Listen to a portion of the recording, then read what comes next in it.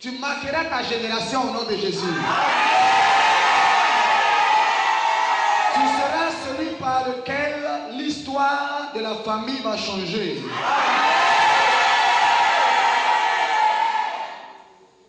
Parce que Dieu te fait sortir des réclamations. De sorte que tu ne vives plus ce que ton père a vécu. J'annonce à quelqu'un, tu ne vivras plus ce que ton père a vécu.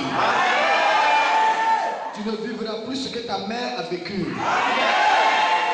Tu ne vivras plus ce que ton homonyme, celui dont tu portes le nom, a vécu. Tu vivras ta propre histoire au nom de Jésus.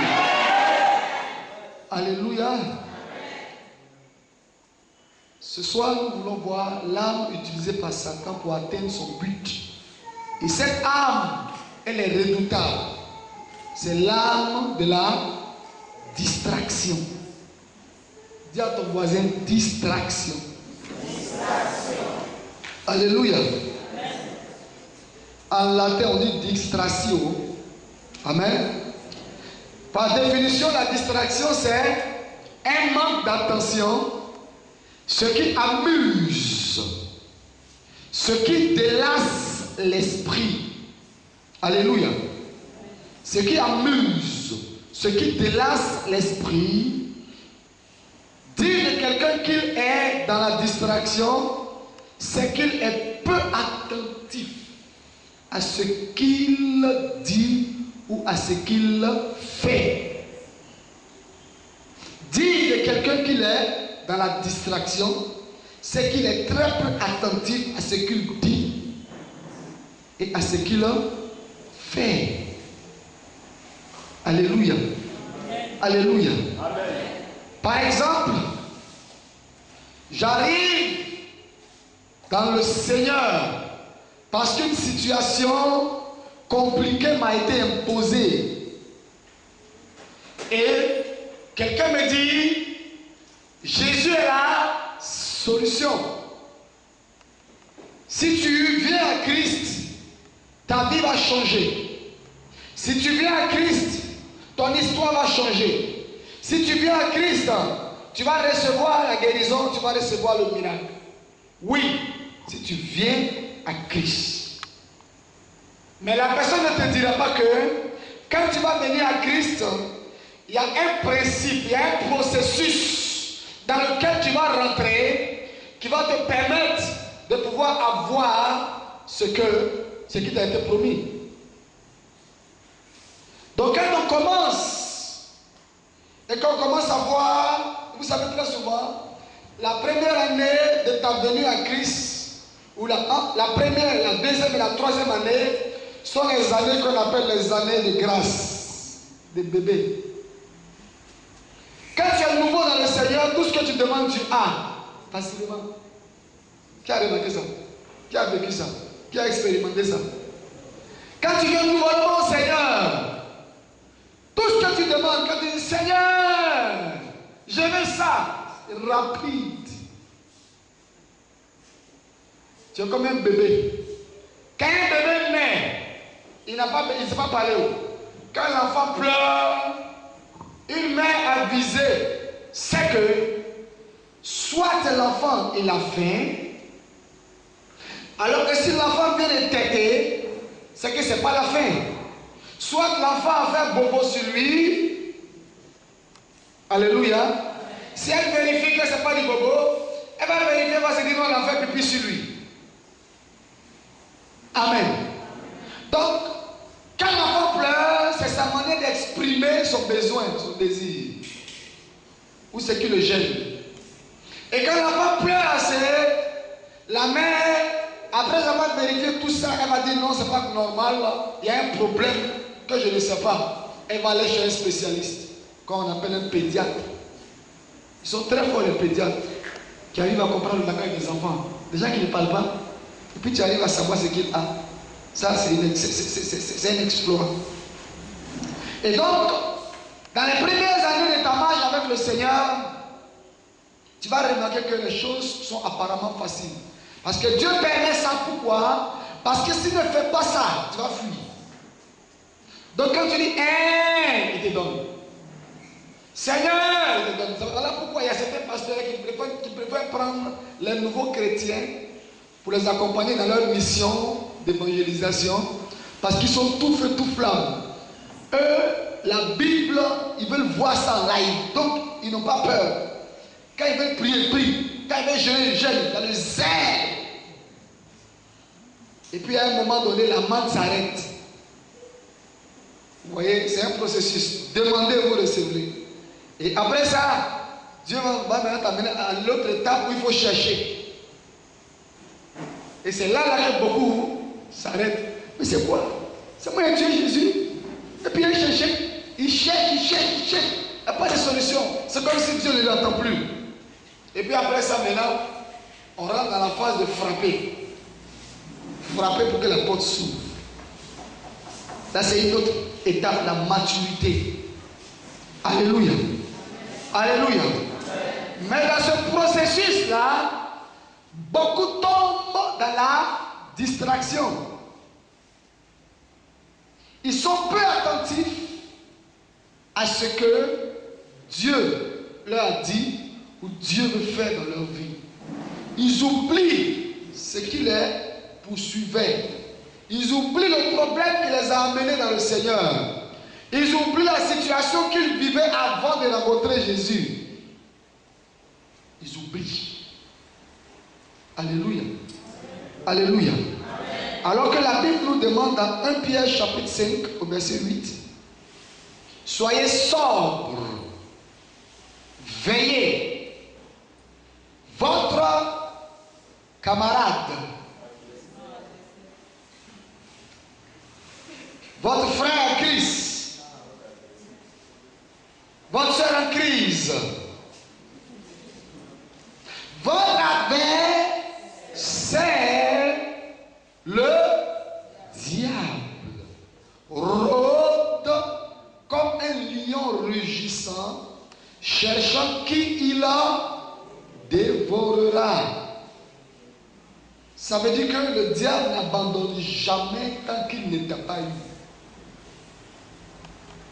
Et donc si toi tu n'es pas attentif, tu ne veilles pas sur ta marche, tu ne veilles pas sur ta vie, il va te dévorer. Parce que son ministère, c'est Jean 10:10. Détruire, dérober, égorger. Alléluia. Alléluia. Alléluia. Et il y a un proverbe qui dit souvent, même quand tu ne sais pas où tu vas, mais tu sais au moins d'où tu viens. Beaucoup de chrétiens oublient d'où ils viennent. Ils oublient leur combat. Et ils tombent souvent dans un groupe où tout le monde est dans la distraction. Alors qu'au départ, ils vivaient une vie qui glorifie Dieu. Et puis après, ils tombent dans la facilité. Ils commencent à ne même plus prier, à ne même plus aller à l'église. Ils disent, bon écoutez, ils peuvent le dimanche, ils deviennent des chrétiens le dimanche. Ils tombent dans la distraction. Ils commencent à tomber dans les critiques, les murmures, les médisances, les que dira-t-on. Alléluia. Les on dit quoi? Ma copine dit rien dit. Dans les affairages.com. Des choses qui n'ont ni tête, ni cœur. Quelqu'un qui n'a pas de tête et qui n'a pas de cœur qui marche, c'est un démon. C'est un diable. Alléluia. Alléluia. Donc le diable utilise l'arme de la distraction pour avoir beaucoup de chrétiens. Pour bloquer la marche de beaucoup de chrétiens dans leur processus de délivrance.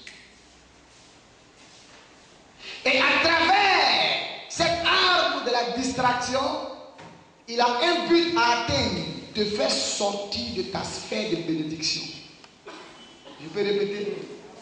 À travers cette arme de la distraction, il te fait sortir de ta sphère de bénédiction, de ta sphère de délivrance, de ta sphère de miracle, de ta sphère d'élévation, de ta sphère de gloire. Pourquoi? Parce que tout se fait par saison.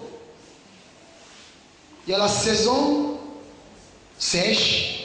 En Côte d'Ivoire, on a combien de saisons? On a 4 saisons.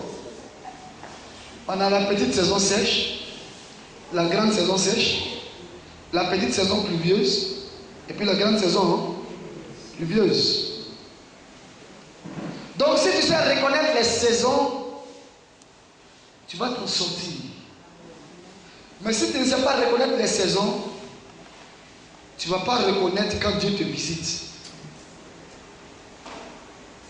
Chaque être humain a une saison de visitation. Chaque être humain a une saison de visitation. Et quand le diable sait que c'est ta saison de visitation, il va t'entraîner dans une distraction pas possible. Et il va te déplacer de ta sphère de bénédiction. De sorte que la saison va arriver, parce que c'est une saison qui doit arriver. La saison arrive et tu n'es pas là où la pluie doit te visiter. Dis à ton voisin, fais attention à la distraction. Alléluia. Alléluia.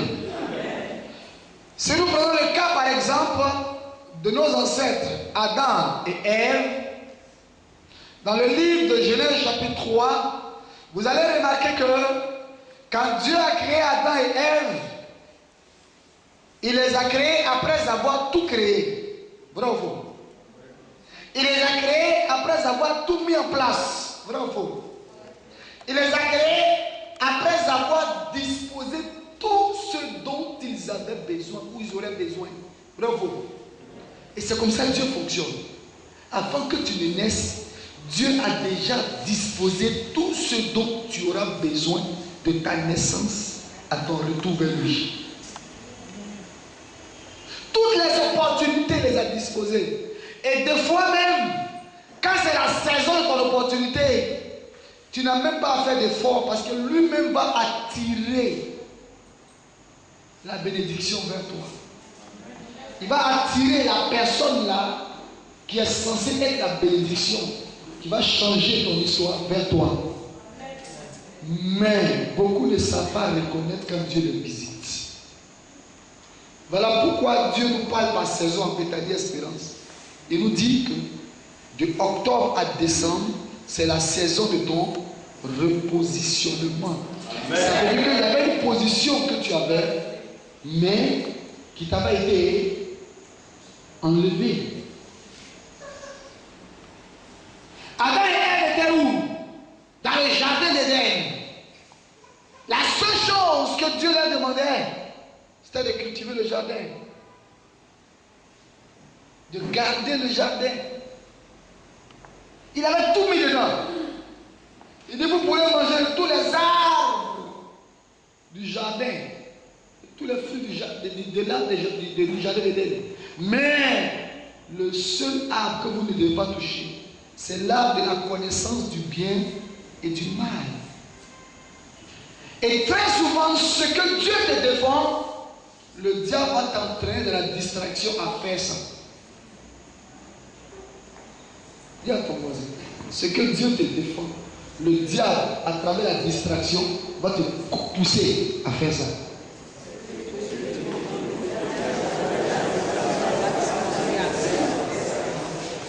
Et voici que le diable va se présenter comme étant le serpent. Il va se présenter, il va dire à Ève, Dieu a-t-il réellement dit? Attends. Donc, il sait que Dieu a dit. Parce que quand on dit, Dieu a-t-il réellement dit, ça veut dire que Dieu a dit. Dieu a-t-il réellement dit que vous ne mangerez pas les fruits de l'arbre qui est là, l'arbre de la